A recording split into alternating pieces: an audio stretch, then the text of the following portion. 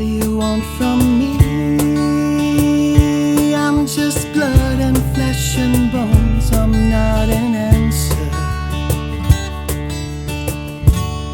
Welcome to Mildly Entertaining at UNCW, the show where the Office of Military Affairs keeps you mildly entertained and more or less up to date on what's going on at UNCW. Your hosts are Joanna, the Military Liaison and Program Coordinator, and Melanie Nelson, the Military Student Services Specialist. Joanna, it is a very special and important day in the life of Joanna DeMott. Would you like me to share with our listeners what that day is? Sure. It's Joanna's birthday! Yay! So happy! Happy birthday, Joanna. All right, after that super cheerful and exuberant greeting, why don't you just go ahead and introduce our guest? Because I know you're great because it's your birthday and we don't even have to talk about it. I am great. And I'm going to let our listeners know, this is a secret, all 10 subscribers. I am 43 years old today. Woo. 43.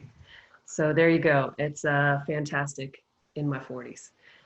I'm super excited that we have a returning guest for our really dedicated listeners. Episode 5, Put Yourself in a Bowl of Pasta.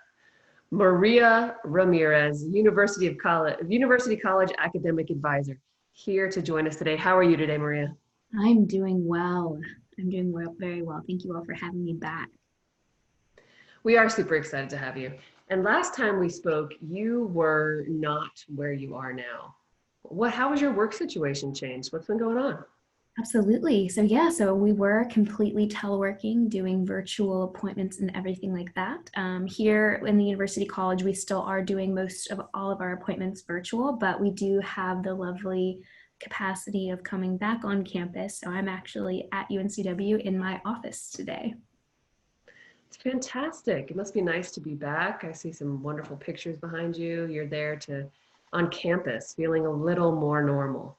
Right, connected to the campus. I still get to telework on some days to kind of keep the, dedensification model at its where it's supposed to be at. But yes, it is nice to come in and get ready. That's great. Melanie has some questions for you. We're going to see if anything's changed for you in a different realm. Yeah, absolutely. So I'm still asking people, these many episodes later, what are you snacking on these days? And now I want to know, because we've talked to at least one person who's like partially teleworking and partially back on campus. Mm-hmm. Are your snacking habits different when you're in the telework environment and now that you're back? Because you're not interacting with as many people in the office. So your snacking habits might be totally different. And I need to know, what are you snacking on? So my snacking, it's so nice being able to snack whenever you want when you're home. My snacking has decreased since I've come back into the office because of just how much is going on. So it's really whatever I have brought with me. So granola bars. I go to Trader Joe's a lot, so I like to pick out their dry fruit section and stuff like that. So still relatively healthy, but definitely more sugar in there to keep me going because I forget to eat while I'm here. And I knew it was kind of like that before, but here it's like you're just so on. Yeah, there's something about being back in the campus office that it's like, I really feel, maybe it's that need for validation all over again, but like I can get all these things done because I'm in my office and I shouldn't be distracted by other things like, eating meals and things like that. Yes. So I feel like my culinary skills really come into play when I'm home, and then, it's really whatever I can grab at bay here in the office. Fair enough. I personally stocked up on high chews, which are a little Japanese snack. They're strawberry flavored and they're incredibly delicious. And they come in like a really large pack, a multi-pack, which means I never have to slow down my consumption of them. It's fabulous. So right there with you with the eating sugar in the office. Also, Dunkin' Donuts is nearby, but I don't really want to go in there. I'm sort of like, hey, if I just stay in my bubble, then it will be okay. And if I'm going out to where other people are out of their bubbles, then maybe we don't want to do that. So, sort of healthier because I'm not eating as many donuts as I would have been if it were a normal fall, but also my snacking is not so great intra-office. I'm not sure I'm using that right. Anyway, okay. Well, thank you for updating us on your snacks. It's vital. It's foundation level for our podcast. So I needed to know. Now we're going to change tactics totally, and we're going to talk about your college experience. And what we're interested in learning about is how you came to go to college and where you went and what you studied and how you wound up working at UNCW. So talk about anything within that spectrum. You're a professional guest here. You're a repeat offender. You can just tell us whatever you want to tell us. Totally. All right. Well, with college, I think people have conversations about them growing up or they don't. My family was very vocal about that is an option, if you want to go and do that. But I think that I went through some things within high school, actually. Two of my best friends had passed away in my junior year when you're kind of submitting out all those applications. So I didn't really have it in the forefronts of that's what I need to do. It was more so I need to survive these next coming years. But with push from my family, it was encouraged to just go ahead and apply to the university that your brother's at. There's a support system there, go for it. So I did, and it was probably the best decision that I made, right? To just kind of refocus on something. And so I didn't know what I wanted to do. I was a young, naive gal from the Central Coast that thought maybe agriculture would be the route for me. And I closely realized that just love human interaction a lot more. So through my time in the university, I was shifting around different areas, and I found child development to be the spot that I just really cared about. And then through a couple on-campus jobs led me to being an orientation leader and understanding I could make a career out of being within higher education and still maintain those connections, but also be at a level where you're not fully invested like a counselor or a therapist, right? But you're also helping and have that independence factor of students coming to college and making decisions for the first time, just kind of how I was, right? With this bright-eyed, didn't know what I was doing. So I made that connection with that. And then that made me push on to go to grad school, right? And from grad school, I learned a lot more about the skill sets through college counseling and student affairs. That was my master's. And it really, really pushed me to continue the path within higher education. Didn't know what facet of what that looked like, but I had been advising as a peer advisor for some time and knew that was a good starting point. So what brought me to UNCW after I graduated actually is my boyfriend, college sweetheart, if you will, of a couple of years was stationed at Fort Bragg. So knowing that UNCW was a lot closer to him, I decided to take that leap and establish my professional career and develop that relationship to what it is today. I got, to take on a lot more roles with teaching here, which was also the kind of nugget that I really, really enjoyed because the students are great here. But yeah, that's kind of a short little tale of how this California girl came from all the way over there to here. From one promised land to another, right? Like California was always like, there's the ocean and the mountains. And then North Carolina was always like, there's the ocean. I grew up in Missouri. That was where I went to high school. So it was like, you wanted to go to one coast or the other just to be close to the ocean, but also the mountains. Exactly. It's just the draw of having both. And if you look at a map, actually, if you look at where I'm from in Wilmington, it is a straight line. You take the 40, Route 66, if you will, and you get there. So it's great.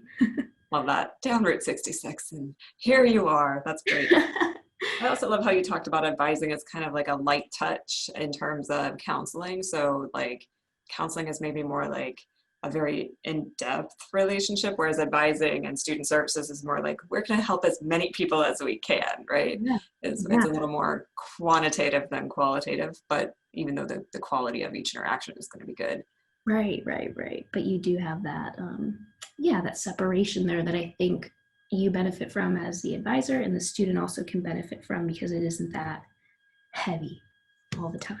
Yeah, it's a little more teach you to fish, right? Like, I'm here to give you the tools to go fishing. If you want to go fishing, that's great. If you don't, like, it's up to you. But like, I'm going home at 5 o'clock. Totally. And if the student says, well, I need someone after 5 o'clock, I can hand them the resources to someone that will be there after that 5 o'clock, right? And so I think that's the beauty of it is the boundaries that you're able to establish professionally, because if you think about the world we're living in today and also just in general, there's just a lot going on. So if I can help with that one thing and focus on what that next step is, we're making progress rather than having to plan out more so. Yeah, I have been hearing from the students in my class this semester that they are feeling the effects of everything. And they're like, I'm normally motivated to be a really good student. And right now I'm just kind of like, I'm putting one foot in front of the other. And it's like, well, that is something, right? We can tell you that is something. We are all doing the same thing. So yeah. Well, thank you so much for sharing. It would make sense, of course, that a college advisor would have a well-developed story for the arc of your career and how you wound up here, except for the whole like coast shift in the middle. So that was the nugget we were looking for. That was kind of exciting. On down Route 66. That's how I'm going to think of you from now on, like trolling down in an old-fashioned vehicle, like with the wind blowing your hair back on your way to the coast. To make it even better, it was a father-daughter trip. So it was my dad and I stopping at all the stops that he wanted to go on, and, you know, made it fun for him too. Well, that's really sweet. Yeah. Okay, well, cool. I think what I'm going to do now is I'm just going to hand you back to Joanna. Let's go. Just like that. Transition. Perfect. Good job, Melanie. What is your favorite part of what you do, Maria?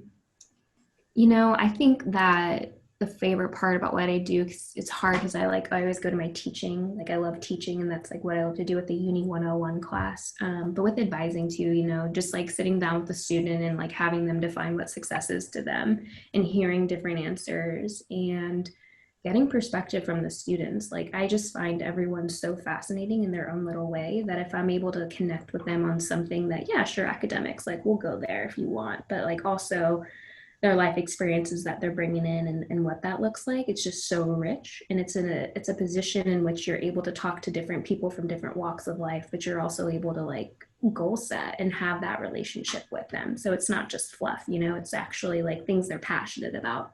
And one of my favorite things is when I can see a student light up when they start talking about something they really care about. And even if you know it's going to be 20 minutes of them rambling on about what they love, giving them that space to do that, because I don't know if they've ever had that anywhere else or got shut down or what that looks like. So to keep that glow and that light still going and being that person to encourage that has been really great. That's fantastic. I don't think people realize how much you do to help students define that goal. I hear a lot of people say, well, you just go to college. I just went to college because my parents told me I had to go to college. Well, if that's the case, then at least they come see you and they find a path towards success or towards achieving a goal or something that they have in mind. That's amazing. Yeah. What do you think some misconceptions are about what you do? That we're going to tell students what to do. That we're going to tell them exactly what to do. I think a lot of the times, like students are like, well, what classes do you recommend they take? Or, you know, if you were in this situation, what would you do? And we get those questions quite often. And I think the assumption is we are advisors and we advise, but the real nugget of that is that we guide them on the decisions that they may already know or finding the resources to help them make that informed decision. You know, you will see prescriptive advising be thrown out there. You'll see all these different buzzwords be thrown out there of what advisors' roles in the past have been. But I think with the development of the student today and how complex they are, there's really no one size fits all answer. So I think that perception of I'm going to go in there and they're going to tell me exactly what to do isn't necessarily what happens.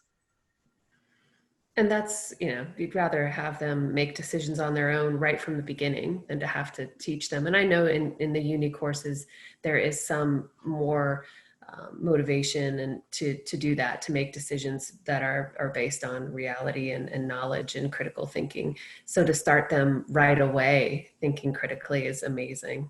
Yeah. So outside of the office, do you have an interest that you would consider a passion or something you really love? So I love to travel, which is funny because we can't really do that right now. Not funny. That's not funny at all. I feel the same way. It's not funny. I want to travel and I can't. I can't. And I think like, it's not even just to travel to take pictures of these wonderful places. Like I love photography and I love every aspect of that, but it's really just to understand perspective and cultures and like what's going on, right? So like even visiting someone at a particular time of the year and what's different there to here. And it just brings me so much joy. I don't know. So not being able to do that as my outlet has been hard. Like I just need a scenery shift. I need to feel that people live a different way rather than this like clock in at 8 and don't leave until you're done. world that I think we are conditioned to believe is the only way to live life. So that's been very frustrating, but I love traveling. So that's probably one thing. If I can make a whole career out of it, oh, you bet you I would. I'm sure that's an achievable goal. You've got some time there, and if you have a boyfriend who's in the military, that will become a reality quite shortly. Coming from somebody who did the same thing and immediately moved to Japan. So I'm gonna get on your radar soon to talk to you about that. Yeah. Absolutely. I am always ready to talk to a prospective military spouse. That's for sure. Beautiful. I love that. Traveling. Yes. We all want to do that. Mm-hmm. So what would you like our listeners to know? Is there something coming up or any events or any changes in your services? So we have something coming up. It is the Majors and Minors Fair that is coming up in a collaboration with the Career Center. And it's all going to be virtual this year. So don't worry about having to social distance. We are doing it virtual. I'm going to get you the date right here. I believe it is next week. Let's see, where are you at? We will, of course, post that on the all the social media that we do. For our 10 subscribers, I know that you look at all of our Facebook page, our Instagram, you're constantly checking our updates. It will definitely be there for you. Perfect. Yeah, so link to that. I don't have it offhand right now, and I apologize for that. But the Majors and Minors Fair, right? So just getting students exposed to what we have going on, especially our new students. So that's something that we have going on. And then, of course, just in the horizon, of course, we have registration, which seems so far away, but we as an office will be getting ready for that. So appointments galore. I'm really glad that we have such a great collaboration with your office, and I can see the passion for what you do and for helping the students succeed. So I always know that when I meet a prospective student, that they're going to be coming into very, very good hands in your office. Well, I appreciate that. And if they, in different experiences, like different strokes for different folks, right? But at the same time, like, guiding them to a resource, and they can use it if they want. If they don't, that's great. But, I do really value this relationship that we have going on, and just know you can always send your students to me. Always, always. Thank you so much for coming on with us again today. Yes. Well, I'm definitely a fan of this podcast and everything you all do. So to all the listeners out there, you're in good hands. I think it might be exactly 60 episodes later. Wow. Yeah. Yeah, we are just that cool. We're up to 60 episodes later. I do want to. We're just gonna keep going here for a minute because I have one sidebar conversation that I feel like we need to have. It's about Zoom towns. Have you read about Zoom towns? Zoom towns. Zoom towns. So these are towns where people who are authorized for telework can go and live for a while. Like the whole country of Bermuda apparently was like, we'll be a Zoom town. You can come like rent a long-term rental in Bermuda for the duration of the whole thing that's going on because you're authorized to telework, and then you just get to live on, and it's apparently happening in vacation towns all over the United States. I was reading about it in the news, which means it's real. Yes. And I think you might want to talk to University College about going to a Zoom town and remoting in and doing your advising appointments that way. I think that's going to be on the agenda today on my one-on-one with my boss. There you go. There you go. I just try to help people when I can, and it sounds like this will be something helpful for you. Joanna, you can do this too. I'll allow it. I'm not your boss, but we can make it work within the office. It'll be fine. It'll be fine. Okay. Anyway, that was my aside for today, that you should take Route 66 to a Zoom town to continue your work so that you get to merge all your passions at once. I think that would be a beautiful, beautiful thing. Growth mindset. You can do it. You can do it. This is true. Okay. So thank you again for coming on 60 episodes later. So happy to see you. And this has been an episode of Mildly Entertaining at UNCW, and we will see you on the internet. Thank you for listening to Mildly Entertaining. Our intro music comes from the band Blue Turnip and their song, What Do You Want From Me? You can find their EP Songs from the Root Cellar on Bandcamp, iTunes, Amazon, and Spotify. For more information, you can go to blueturnipmusic.com.